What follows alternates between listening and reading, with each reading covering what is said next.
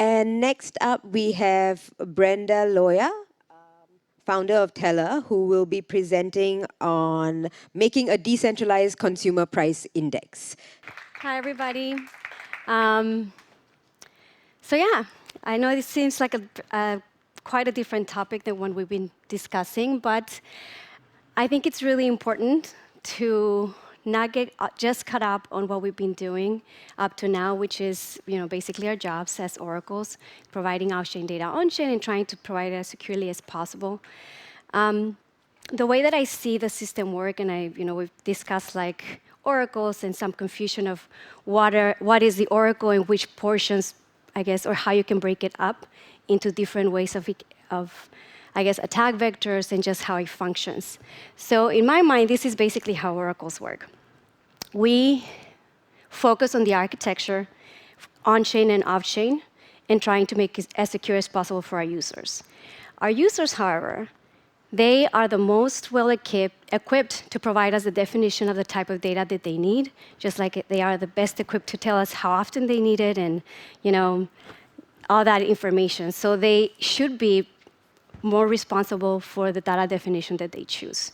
As oracles, it's, I think, our job to advise them to use robust methods and then help them get that methodology out there so that you can do some aggregations off-chain and then make sure that it's completely, at least for Teller, it has to be completely open and available to everybody so that anybody can come and dispute the validity of it and actually fact check that that information is correct during the optimistic period or during the dispute period.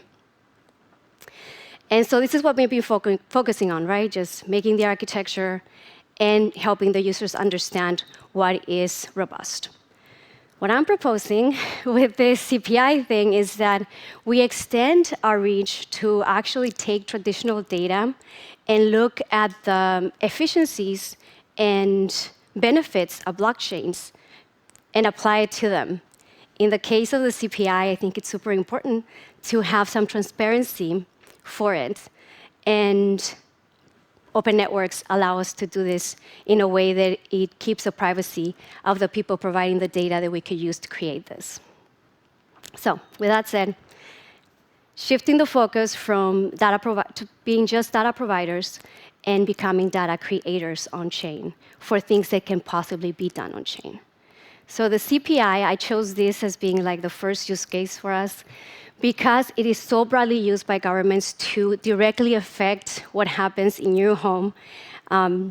Basically, they create and change policies based on this number. They adjust government assistance programs for people under the poverty line. They might also adjust your tax levels, by the way, if you're on the other end of the spectrum. And it's also widely used for price escalation contracts, whether it's for wages, for your contracts, if you're working somewhere, if you work for the government. A lot of people are adjusted on a yearly basis based on the CPI, just like benefits for retirees and things like that. And it's used very, very, very widely for wage disputes between labor unions and, and companies. So it has a very direct effect on people. And there's a lot of criticisms that people have come up over the years. And yes, the methodology is not perfect. There's substitution bias. And that's basically, people argue that within the basket of goods that you consume every day, when things get tight, you just buy some of the, or more of the things that are a little bit cheaper in your basket than the things that you would buy normally. So the CPI is overestimated, I guess. So that's one of the criticisms. Another one is because the government chooses a basket of goods at some point in time and then tracks it over time, it lags in being able to include new things that people start substituting within their basket of goods. And then the way that it treats quality changes in the actual things that you buy in your basket. So maybe your tomatoes are not as good, I don't know. But things like that. Those actually for quality changes is mostly for technology, and there are some methods that the government uses, to adjust for this, like hedonic models, where they break down computers into its components, and then they try to assign value to each of the things and try and just control for the one thing that actually changed in price based on a technological innovation, and they adjust for that so that they don't include it into just inflation, because that wouldn't be inflation.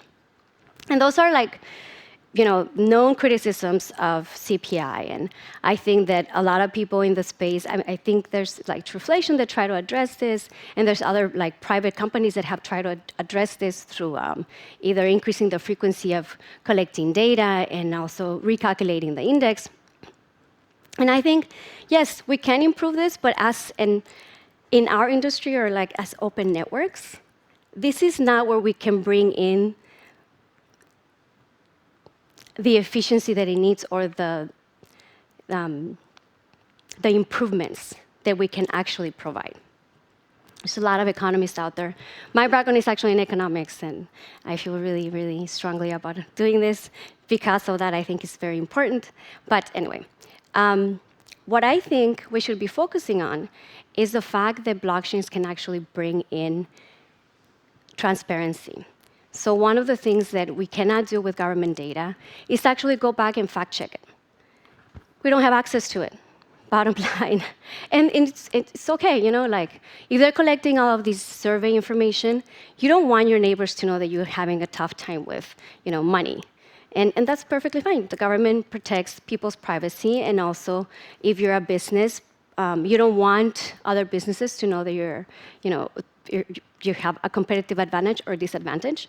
So that's completely understandable. But the blockchain does allow us some level of privacy protection that we can apply to this measure and actually be able to create something that maybe will not replace the CPI, but it will allow the people to actually fact check it and make sure, or attempt at least to rein in their government's economic policies so that in the long term they don't end up paying for mismanagement. So just like crypto and cryptocurrencies allow people to basically reduce their risk exposure to their government's fiat system or mismanagement thereof, then we can create this type of measures that can provide people, before they have to go to election and attempt to take the government out, actually start thinking about how the government is affecting their life, or they will be affecting their lives very quickly. So, and this may not seem like a big deal, especially if you're from a developed country, but in developing countries, and this can be a big deal. Venezuela, nobody really trusts their government. Their fiat system is pretty much broken. Their inflation numbers are not really trustworthy. And Argentina is a very unique case because they're an open economy. They're not a war-torn zone. And yet, from 2007 to 2015, the government openly admitted to just literally cooking the numbers. And Alberto Caballo, he went back and did a bunch of research to try and recreate that period. And he ended up they thought they used this, super high, tech scheme to try and change the numbers, but it ended up being more than likely, based on his analysis, that they just divided the inflation by 3. They just reported a third of the inflation. And either way, they went on with making policies that affected the people and that still affect them to this day based on whatever numbers they were cooking, because they were obviously not reflecting the economy as it was. Currently, in May 2023, the inflation of Argentina, they went back, they corrected their methodology, they're now publishing correct rates. Their inflation rate is 109%. And not too long ago, I was complaining about mortgage rates in the US going to 7%. Their interest rate is 97%. That is crazy. I mean, who takes a loan that way? And on top of that, they have now caps on how much USD they can get their hands on. And also, they have an official US rate that obviously means nothing, because the black market runs how much you can get in USD, or the official rate, really. And as much as they have actually improved on their methodology, you can't really measure this, or people are not as willing to report on black markets to the government, right? Hey, yeah, no. They still do a survey on it, and they report on it. And if you go to Argentina, I can tell you from first experience, you will get probably double the exchange rate if you just take dollars straight in there.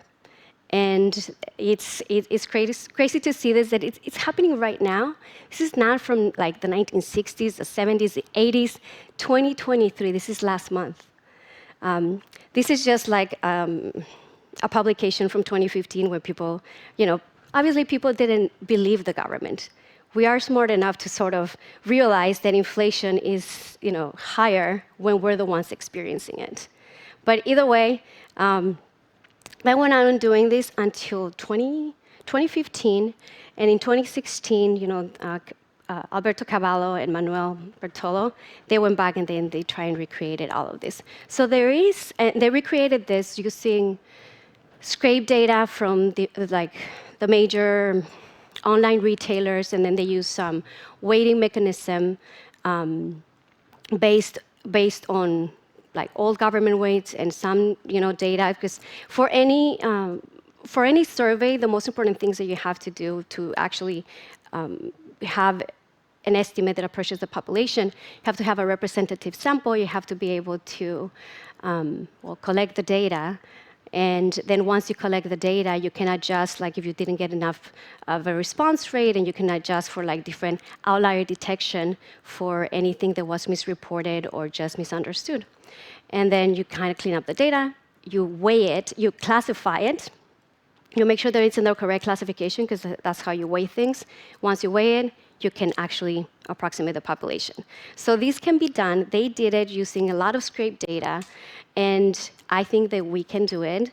And the only problem with what they did is they went off and did it, but they don't actually publish the data. So we can actually go back and double check it. Now they run price stats, which is under a paywall. And so that really gives us no real insight on the data. And also it doesn't, we just trust their methodology. It's like we're back to square one. So going back to why we can do it on the blockchain, we can actually, with the improvements that we have done on privacy, we can, on CK stuff and like privacy on the blockchain, we can provide that just simply like, even with CK stuff, like nothing is linked to me, right? That's why we have ETH addresses or an address on whatever chain you transact. And data transparency is literally the pillar of blockchain. And then methodology transparency, it can either be done through a peer-to-peer network, or if CK proofs gets to the point where we can actually load up like that information, at the end of the day, it's just sort of like providing that so that anybody else can go and verify that what you created with this open data matches. But they can take the open data and come up with better methodology and maybe, apply whatever outlier detection system they want. But at the end of the day, you can at least double check it and take that information from any country or for any geographical region and actually be able to compare and hold your governments hopefully at least accountable, at least when you vote. But if it's before, I mean, there's right now Kenya is going through and it could be completely politically motivated, but there's riots right now because, like last week on Wednesday, I was listening to the news. Riots have broken out because they took an IMF loan that required them to increase the tax rate, and the people are already complaining about inflation being too high, where inflation is being reported at 7%, and then there's riots. So something doesn't add up. And if we had a transparent measure, we could actually go and say, like, okay, well, this is completely politically motivated. It seems like this their inflation rate, their official inflation rate, actually reflects what's going on the grounds. But like, who breaks that? Like, I feel like unless people are really pushed, you don't go and like into riot mode. Like, that's not normal or natural.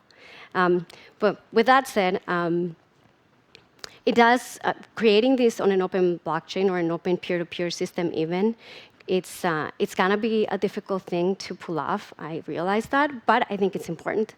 These are the numbers or the type of the amount of information at least the U.S. government collects for the CPI on a monthly basis. And they collect it on a monthly basis. Obviously, they don't share it, but I want to say every quarter, they do go back and look and take the microdata, do some obscuring, I guess, anonymity, noise adding to the data, and then they make all the information for the actual users or the microdata sort of obscure, and then they do publish some of the microdata. So it lives out on an open web. We could collect that type of information. We could do just the same scheme with data scraping to actually be able to collect this type of information. It is a lot of information. Peer-to-peer network, like with the way that I'm seeing or the way that I'm thinking about this, and I don't claim that I have this figured out on how to do it in an open network, but I'm thinking, something like IPFS or some other peer-to-peer network that can actually house this amount of data, and then just pushing aggregate indexes with the proof that that's the data that it was used, and then or just but make it publicly available. That's like the primary thing that we need. That I think this needs to have. That this is the primary thing that we need to do in order for this to work. So this is what I've been working on for the last few months. But the ideal situation is actually be able to collect microdata and survey people directly on a blockchain. It doesn't have to be as secure as other blockchains, and there could be economic incentives, but it doesn't have to be as secure because at the end of the day, you're gonna have to apply a lot of outlier detection anyway. Just in general, the government, that's half of the reason why the CPI only comes out once a month, and it doesn't come out as often as most people would like to. It's because cleaning up the data is hard, and people don't always respond correctly, and they also are not punctual. Has to be a cutoff date, and sometimes what ends up happening is there's a cutoff date, and then people report for some of the data, and then it just keeps trickling in for the previous time frame. But ideally, this could be done with, hopefully in the future, in a more decentralized way, and that is transparent. And then in terms of methodology, what I am leaning towards is the same methodology that Caballo used for Argentina and Venezuela. And that's just because they just used open information and they were still able to approximate the population. But the IMF, the World Bank, and PriceStats, they all have their methodology out there for us to look at. And once we have enough data collected, and some of the way that I feel that we can use oracles is basically incentivizing their data reporters through rewards. Although this could be, it's kind of hard to think about this in terms of paying a lot of money because it seems like a public good. But you can incentivize them to create these scrapers through rewards. And then once we actually have the data in, we can actually go back and do simulations and try and figure out which methodology actually works best. We would want to sort of choose one methodology so that we can actually compare across countries. Otherwise, you can't really compare. And that's it. That's what I've been working on for the last few months. My background is in economics, and I think that we can really leverage open networks to bring transparency and oversight to governments, and just in general, sort of giving back the people the ability to do this without waiting till there's a voting period to be able to do something about it, and be more vocal about their government's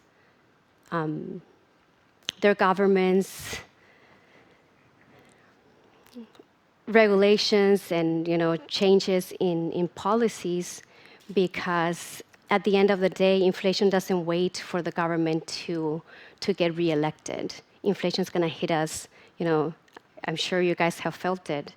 And it seems right now it's claimed that it's going down, but it's going to take a long time for things to go back to normal. And for us, it may not matter. This type of economic or statistic earthquakes don't happen in most countries, but they can happen. And Argentina is not a war-torn zone. It's nothing. It could happen to our countries too. So I think it's important. So.